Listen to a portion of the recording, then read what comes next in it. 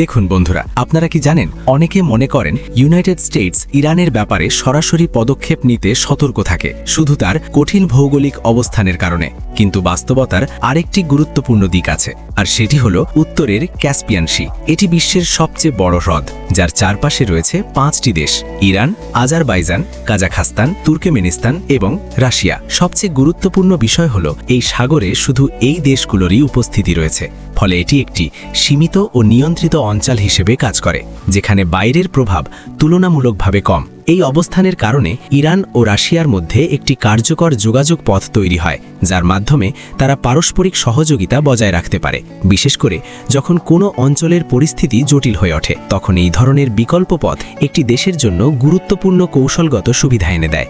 এটি শুধু একটি জলপথ নয়, বরং একটি সংযোগ যা আঞ্চলিক ভারসাম্যে গুরুত্বপূর্ণ ভূমিকা রাখতে পারে। এই রকম চমকপ্রদ তথ্যের জন্য একটি লাইক দিয়ে আমাদের চ্যানেলের সাথেই থাকুন।